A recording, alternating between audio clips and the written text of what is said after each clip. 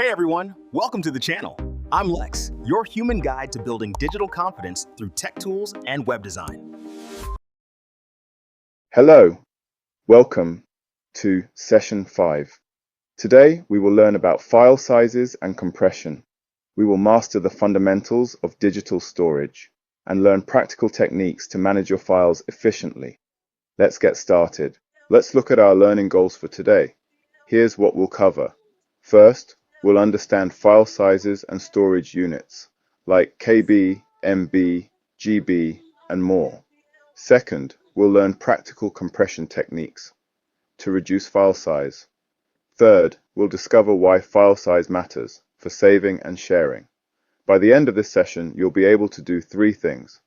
Number 1, explain different file size units with confidence. Number 2, choose the best method to store or send files. And number 3, successfully compress files to make them smaller. Let's say this together. By the end of this session, I will be able to manage file sizes effectively. Excellent. Let's begin. So what is file size? File size measures how much space a file occupies on your device, on your USB drive, or in cloud storage. Every file you save takes up digital space, just like physical items take up room in your home. Let's look at some examples. Small files include text documents, simple spreadsheets, small images. These don't take up much space. Medium files include photos, presentations with images, short videos. These take up more space. Large files include movies, large photo albums, software programs. These take up a lot of space. Let's practice saying, a file size tells me how much storage space I need to save or share this file. Very good. Now let's learn about storage units. Just like measuring distance, in inches, feet, and miles. Digital storage uses different units depending on size. Here's your essential guide. The first unit is KB. That stands for kilobyte. KB, kilobyte. This is the smallest unit we commonly use. It's perfect for plain text files, simple Word documents without images. Think of it like a short email or shopping list. The second unit is MB. That stands for megabyte. MB, megabyte. 1 megabyte is 1,000 times bigger than a kilobyte. It's perfect for photos from your phone, short video clips, presentations. Think of it like a selfie or a 3-minute video. The third unit is GB. That stands for gigabyte. GB, gigabyte. 1 gigabyte is 1,000 times bigger than a megabyte. It's perfect for full movies, large photo collections, music albums. Think of it like a 2-hour HD film. The fourth unit is TB. That stands for terabyte. TB, terabyte. 1 terabyte is 1,000 times bigger than a gigabyte. It's perfect for external hard drives, backing up entire computers. Think of it like storage for thousands of movies. So let's review KB, MB, GB, TB. Each one is 1,000 times bigger than the one before. This is important to remember. Now let's practice. Time for a challenge. Match each item to its most likely file size. Think about what you just learned. Item number 1, a selfie from your phone. What size do you think? KB, MB, GB, or TB? The answer is megabytes. Modern phone cameras create detailed images. These are usually a few megabytes. Item number 2, a Word document. What size? The answer is KB, kilobytes. Text takes very little space. A Word document is usually just kilobytes, unless it has lots of pictures. Item number 3, a 2-hour film. What size? The answer is gigabytes. Video files need lots of storage. A full movie is several gigabytes. Item number 4, a USB stick with 1,000 songs. What size? The answer is GB, gigabytes. Each song is a few megabytes, so 1,000 songs together, that's several gigabytes. How did you do? Discuss with a partner. What helped you decide? Have you checked file sizes on your own device? Great practice. Now, why does file size matter? Let me explain the impact of file size. Small files are good. They upload quickly. You can send them via email easily, and they save storage space on your device. Large files can cause problems. They take longer to upload, they may exceed attachment limits, and they can slow down your device. Here's something important. Size limits are everywhere. Email services have limits. Learning platforms like Moodle have limits. Even messaging apps have maximum file size restrictions. So, when do you compress a file? Let's say it together. I compress a file when I need to send something quickly or when it's too large to upload. Perfect. Now let's learn about compression. What is compression? Compression is the process of making a file smaller without losing the important content inside. It's like packing a suitcase more efficiently. Here's a great analogy, the vacuum bag analogy. Think of compression like using a vacuum storage bag for clothes. You put your winter sweaters in the bag. You vacuum out the air. The bag becomes much smaller, but the sweaters are still there. Same items inside, they just take up much less space when compressed. That's exactly how file compression works. Compressed files are often called zip files or zipped folders. They have a special icon, and they can contain multiple files in one smaller package. The key benefit is compressed files are easier to email, easier to upload, and easier to share. While keeping all your original content intact, compression is a very useful skill. Now, let's learn how to compress a file step by step. This works on Windows and Mac computers. Step 1. Locate your file. Find any file or folder you want to compress. Use File Explorer on Windows or Finder on Mac. Step 2. Right-click the file. Click once with your right mouse button on the file or folder.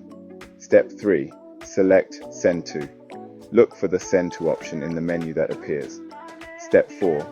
Choose Compressed Zipped Folder. Click this option and watch a new zip file appear. Step 5. Compare the sizes. Right-click both files. Select Properties. See how much smaller the compressed version is. Try it now. Practice with a folder containing a few photos or documents. Notice the size difference. It's amazing. This is a skill you'll use often. Different platforms have different maximum file sizes. Knowing these limits helps you choose the right way to share your files. Let's look at some common platforms. First, email. Gmail specifically. Maximum file size, 25 megabytes. Best for documents, small photos, short videos. Second, WhatsApp. Maximum file size, 16 megabytes. Best for quick photo sharing, voice messages. Third, Google Drive. Maximum file size, 5 terabytes. That's huge. Best for very large files, video projects, backups. Fourth, Moodle uploads. Maximum file size 100 megabytes, but this varies by institution. Best for assignments, presentations, project files. Now think about this. Which platform would you use to send a 2 gigabyte video? Email? No. 2 gigabytes is too big for email. WhatsApp? No. Also too big. Google Drive? Yes. Perfect. And what would you do if your file is too big to email? Let's test your understanding. True or false questions. Question number 1. 1 gigabyte is smaller than 1 megabyte. True or false? Think carefully about the size hierarchy we learned. The answer is false. 1 gigabyte is bigger than 1 megabyte, much bigger, 1,000 times bigger. Question number 2. Compression makes files smaller. True or false? Remember the vacuum bag analogy. The answer is true. Yes, compression makes files smaller. That's exactly what it does. Question number 3. You can compress a file by right-clicking it. True or false? Recall the hands-on activity we just practiced. The answer is true. Yes, right-click, then Send To, then Compressed Zipped Folder. Question number 4. File size doesn't matter when uploading to websites. True or false? Consider the platform limits we discussed. The answer is false. File size absolutely matters. Every platform has limits. How did you do? Did you get all 4 correct? Great work. Now let's learn how to compress a file, step by step. This works on Windows and Mac computers. Step 1. Locate your file. Find any file or folder you want to compress. Use File Explorer on Windows or Finder on Mac. Step 2. Right-click the file. Click once with your right mouse button on the file or folder. Step 3. Select Send To. Look for the Send To option in the menu that appears. Step 4. Choose Compressed Zipped Folder. Click this option and watch a new zip file appear. Step 5. Compare the sizes. Right-click both files. Select Properties. See how much smaller the compressed version is. Try it now. Practice with a folder containing a few photos or documents. Notice the size difference. It's amazing. This is a skill you'll use often.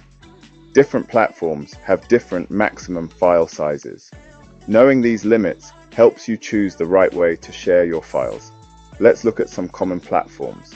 First, email. Gmail specifically. Maximum file size, 25 megabytes. Best for documents, small photos, short videos.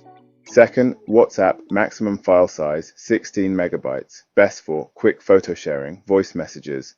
Third, Google Drive. Maximum file size, 5 terabytes. That's huge. Best for very large files, video projects, backups. Fourth, Moodle uploads. Maximum file size, 100 megabytes, but this varies by institution. Best for assignments, presentations, project files. Now think about this. Which platform would you use to send a 2 gigabyte video? Email. No. 2 gigabytes is too big for email. WhatsApp. No. Also too big. Google Drive. Yes. Perfect. And what would you do if your file is too big to email? You could compress it or use Google Drive instead. Understanding these limits helps you make smart choices. Now let's learn how to compress a file, step by step. This works on Windows and Mac computers. Step 1. Locate your file. Find any file or folder you want to compress. Use File Explorer on Windows or Finder on Mac. Step 2. Right-click the file. Click once with your right mouse button on the file or folder. Step 3. Select Send To. Look for the Send To option in the menu that appears. Step 4. Choose Compressed Zipped Folder. Click this option and watch a new zip file appear. Step 5. Compare the sizes. Right-click both files. Select Properties. See how much smaller the compressed version is. Try it now. Practice with a folder containing a few photos or documents. Notice the size difference. It's amazing. This is a skill you'll use often. Let's test your understanding. True or false questions. So, question number 1. 1 gigabyte is smaller than 1 megabyte. True or false? Think carefully about the size hierarchy we learned. The answer is false. 1 gigabyte is bigger than 1 megabyte. Much bigger, 1,000 times bigger. Question number 2. Compression makes files smaller. True or false? Remember the vacuum bag analogy? The answer is true. Yes. Compression makes files smaller. That's exactly what it does. Question number 3. You can compress a file by right-clicking it. True or false? Recall the hands-on activity we just practiced. The answer is true. Yes. Right-click, then Send To, then Compressed Zipped Folder. Question number 4. File size doesn't matter when uploading to websites. True or false? Consider the platform limits we discussed. The answer is false. File size absolutely matters. Every platform has limits. How did you do? Did you get all 4 correct? Great work. Excellent work today. Let's review what you learned. You learned about file size, how it measures the space a file occupies. You learned about storage units, KB, MB, GB, and TB. Each one is 1,000 times bigger than the one before.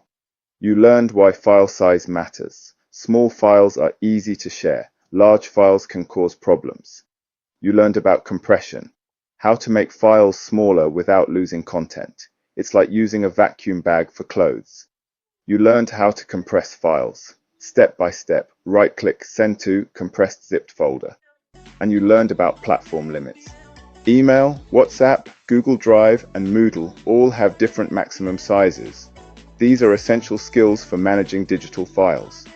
Now, go practice these techniques with your own files. The more you practice, the more confident you'll become. Thank you for learning with me today. You did excellent work. Keep practicing. Keep learning. You've got this.